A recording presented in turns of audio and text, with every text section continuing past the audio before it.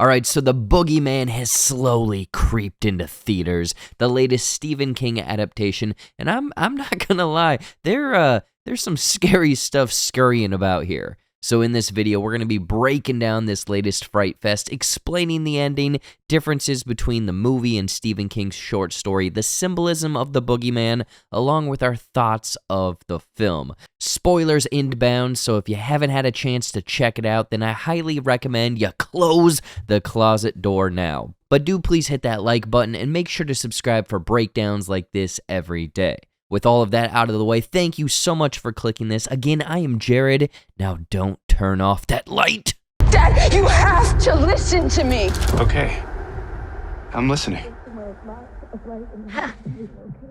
Sweetheart, let me handle it. So with the Boogeyman being based on Stephen King's short story by the same name, Rob Savage and crew took some of the lore and twisted things a bit, with this movie almost being a faux follow-up to that book, as the opening shows us the daughter of Lester Billings being attacked by the fable Boogeyman as a bit of a cold open, showing the intensity and some attributes of this fabled creature. The story then settles on our main family of the Harpers, Will and his two daughters Sadie and Sawyer, as it's alluded that their wife/mother had recently perished in a car accident, as all of them struggled to get back to the normalcy of daily life. Both daughters return back to school, and Will returns back to his role as stay-at-home therapist when a shifty man shows up unannounced to Dr. Harper's office begging to talk. This is Lester Billings from the opening of the movie and main character from Stephen King's short story as he lays out his story for Dr. Harper. Lester confides in Dr. Harper, explaining how his infant child had passed away due to SIDS, bringing grief upon his family, which soon then followed by his two other children mysteriously passing due to unknown circumstances, with the public thinking that he and his wife were murderers.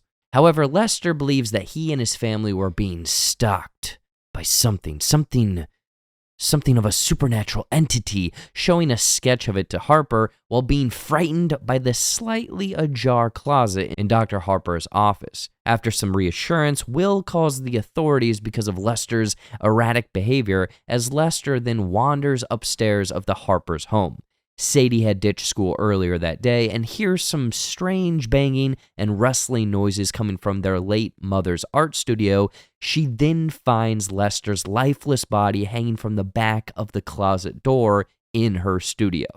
Now, the main thing we learn throughout this is that the Boogeyman is drawn to, quote, wounded victims, typically ones suffering from loss, grief, some sort of trauma, and the fear of these victims almost acts as like a food source for the ancient unknown creature. This toying with its food continues with several frightful sequences as Sadie reminisces over some of her mother's belongings in their basement, finding a lighter that belongs to her mother. She's curious if her mother's spirit is there with them, watching them, protecting over them, and as a test, she asks her mother to move the lighter's flame slightly to the left.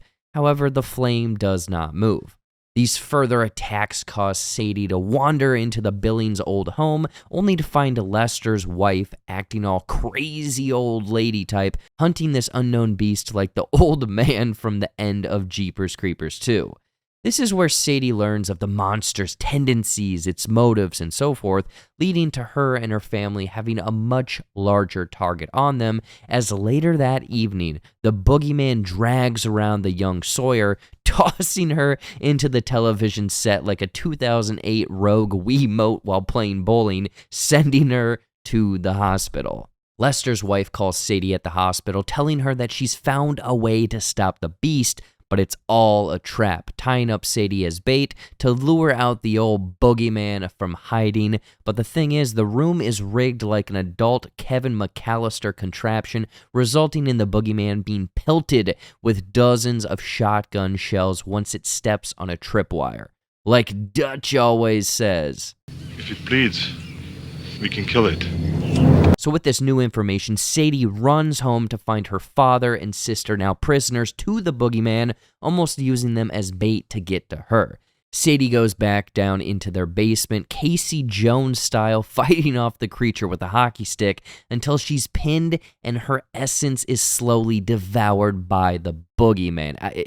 I'm going to be honest, I have no idea. It looked like the Death Eater stealing something out of her. But then Dr. Harper steps in, stabbing the creature with the broken hockey stick, freeing Sadie as she then attempts to ignite her mother's lighter once again, only for the flame to shine brighter than before, slightly moving to the left as a sign her mother's spirit is finally with them. Sadie then lights that some beach up with some hairspray and gasoline, resulting in some crispy fried boogie as the family escapes the home, watching as everything burns down. I'm assuming what is days, potentially weeks later, we see Dr. Harper and his 2 daughters all in therapy together, finally confronting the trauma, grief, and loss together. The things the boogeyman was thriving on are now healed as a bonded family unit. But as they are about to leave, Sadie hears the therapist call her back into her office, only to find an empty room with the closet door slightly ajar. Oh, the boogeyman is still there, just like the short story.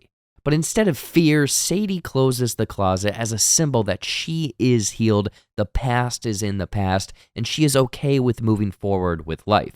Grief will always be with her, but will no longer consume her, control her life, as closing the door literally and metaphorically symbolizes this.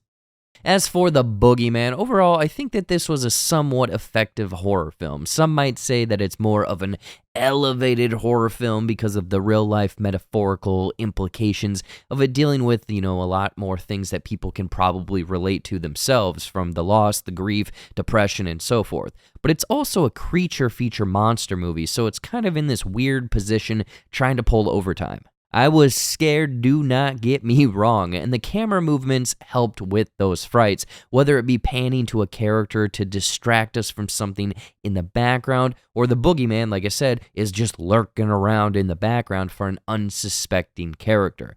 There's a specific shot of the youngest Harper looking under her bed, and the camera flipping was the perfect disorienting way to take things in this scene. In the end, does it all work? No, not entirely. I think the acting, specifically Vivian Blair and Sophie Thatcher, really bring us into this world and the lore of the boogeyman, combined with the idea of grief and trauma and how it can effectively affect people differently, but in the end deteriorates a person's mind slowly over time. I thought that those aspects were the strongest. I also thought that the creature design, even though much of the time it's shrouded in darkness, therefore leaving a lot up for imagination, really worked in this film, attaching itself to the grief and trauma I had just mentioned.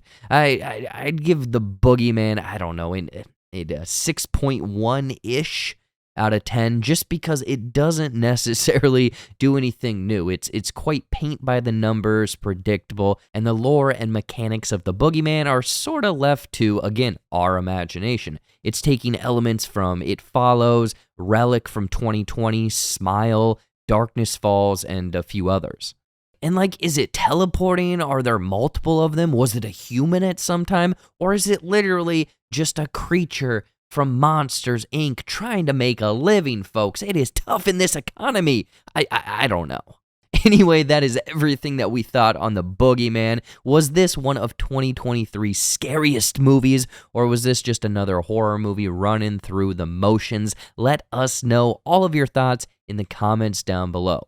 Also, if you want to support this channel, please do. You're fans of us, so please support us for as little as 99 cents a month, and please click the join button below, and as a thank you, you'll get early access to videos every single week. You'll be in a special secret group. We also have our merch over at zeroedition.com, which sells a lot of nerdy-inspired t-shirts, hats, all sorts of things, and we actually recently launched our brand new Scroll Fiction shirt. It looks good. Look at that thing. So if you want to head over there and help us out, then the links are also in the description. And of course, if you want something else to watch, check out these cool videos right over here. We're ramping up more classic movie breakdowns, so treat yourself and stay tuned for even more. With all of that out of the way, though, thank you. A huge Thank you for sitting through this video. I've been your host, Jared. I'll see you in the next one. Take care and peace. Close that closet door. Close it.